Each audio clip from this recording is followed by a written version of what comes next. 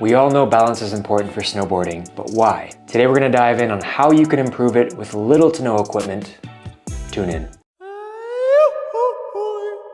So for anyone who's strapped into a snowboard, you understand all too well how challenging it can be and the constant battle of balance between toe, heel, nose, tail, single leg, double leg. Today we're going to dive into what exactly balance is and how you can start incorporating some of these basic exercises in your day-to-day so you can feel confident when the snow starts. Additionally, this requires little to no equipment, something as simple as a couch cushion. Before we dive in, my name is Mark. I'm a doctor of physical therapy and a snowboard instructor, along with my wife, Sarah, who is a yoga instructor, certified massage therapist. And we do all of this these days for snowboard athletes to keep you riding until you're 70 plus years old. Let's dive into what balance is. If you want to know more, check out the links in the description for the scientific journals. Balance occurs primarily from three systems within the body. The first is going to be our vestibular, inner ear. Second is our eyes. And then third is our somatosensory or proprioceptive system. The vestibular system sits inside of our inner ear and allows us to detect where our head moves in space. One common example of this is moving my eyes fixated on one position and moving my head in a variety of directions. This is important for snowboarders to detect their surroundings and be able to move their head and keep their eyes fixated on one position, whether that be a feature, something in the way, another skier or snowboarder about to cross their path. Secondly, our eyes, arguably the most important with snowboard and ski athletes. We rely heavily on our eyesight, not only for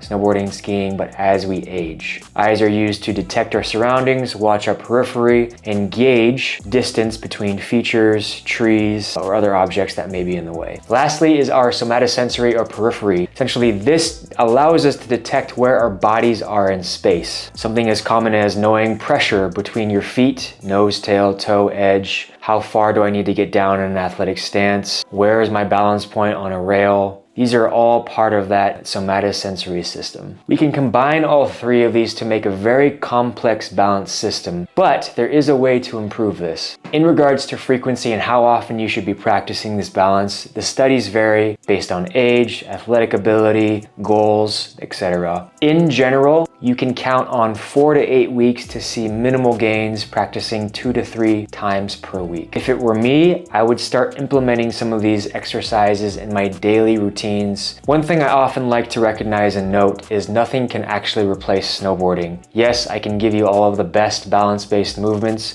but nothing can replace the feeling of being strapped in, on a board, in variable conditions. That is going to be your best bet. What we can do though is try to exercise and strengthen areas of the body, movement patterns that translate well onto the snow. This is why you see all of the greatest athletes training off the mountain, off the court, off the pitch, so these movements and movement patterns can transfer well. This is all a very superficial view of how balance works. People have PhDs in one singular system, but I just wanted to give you a brief education on what's going on, how it can translate.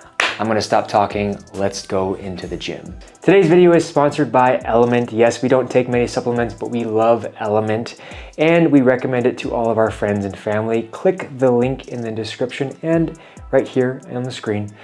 We love it. You get a free sample pack. You do have to buy some yourself, but we promise you won't regret it. Give it a try. All right, so we're in the gym and I'm gonna show you a few different exercises that you can start to implement in your day-to-day, supplement into your normal routine, anything like that. Eyesight, I'm not as concerned with, especially for a younger, middle-aged snowboarder. Yes, it is affected when there are variable conditions, so it's even more important that we can enhance our vestibular as well as our somatosensory system. I'm gonna go over eyesight-based movements last, but we're gonna focus right now on the somatosensory and the VOR, the vestibular-based movements. So you'll see across the board, fancy equipment, balance boards, Boissonnault balls, whatever it is, those are great. You know, if you can afford it, fantastic, but they're not really necessary. I think you can get just as much bang for your buck with something as simple as a couch cushion. All right, we used to manufacture these.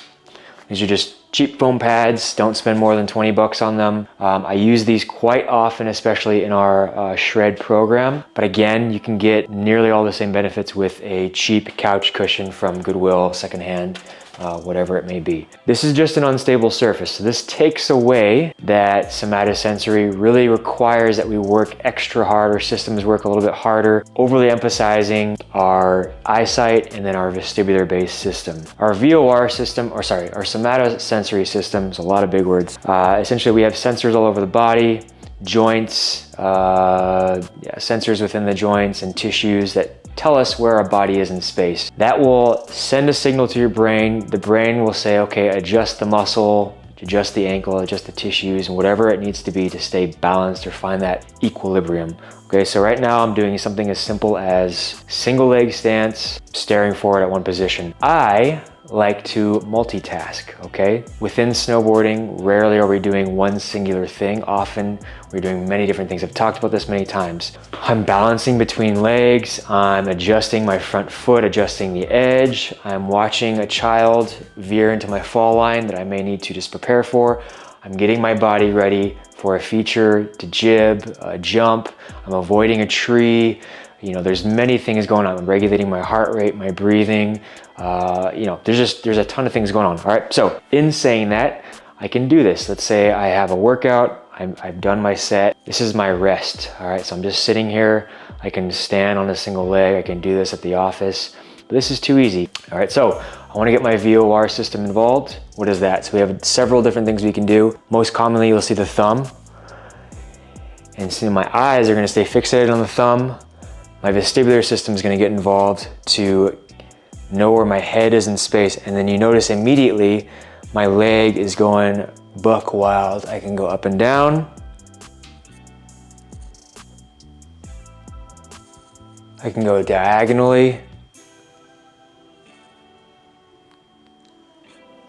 So that's just one simple exercise that you can do. Another one that I like to do, multitasking wise, ball balancing. So now I can get my all systems involved. My eyes specifically, if I'm fixating on the orange ball, I take away that stable surface. This one's pretty easy. Another more advanced version, if I want to get my eyes involved, I start to incorporate rapid movement with my head. So I might start looking away. My goal is to, when I turn my head and that ball bounces, to track that ball as soon as I can and catch it. Like so, all right? So often when you are snowboarding, you'll have to move your head quickly to adjust. You know, if you see something in your periphery, whatever it is. So we wanna make sure that as soon as I move my head in that rapid movement, my brain can compute exactly what's going on. I don't have to worry about it, so I can stay safe, all right? Getting a little bit more of that athletic stance. Good, again. All right, so all I'm doing is I'm varying the intensity of that head movement, getting my vestibular and my eyesight involved. All right, another way to do this, another exercise I like to use, I can do something as simple as a waiter walk. So hold it here, lunges, I can go in tiptoes, I can go into a marched position. So now I'm multitasking.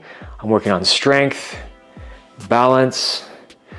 I can make this even harder. I can add head turns. Now my vestibular is involved. Lastly, I can increase the intensity like I did with the last movement. I'll show you here. This might look funny if you're at a gym, but you get the idea, all right? I can make this even harder with a farmer's carry and a waiter walk. Now I'm getting my core involved. There's just a number of ways that we can make this challenging and test the systems at the same time. Additionally, another movement that I like, again, we get all of the systems involved, specifically the vestibular. We add a little plyometric in it, all right? So if I jump, stay on my left leg, doesn't matter which side. In this sense, I'm gonna use my right arm. I add that vestibular component,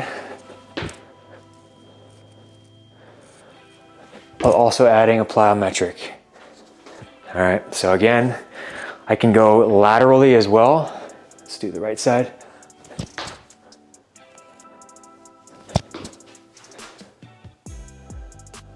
So there's a lot of things going on. I have my vestibular, my eyesight, my somatosensory. Because I'm leaving the ground, immediately when I land, my systems are overloading, telling where is my body in space, where's my head in space, and how can I find that equilibrium or balance again. Okay, lastly, another strength-based movement with some of that eyesight. All right, so I get in that nice deep split squat position. I have my ball.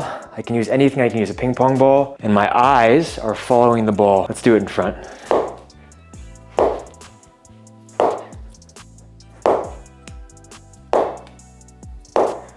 You get the idea. We can create any number of balance-based movements that will translate well onto the snow by testing the 3 systems. Again, that somatosensory, that balance component. I can use a fancy tool.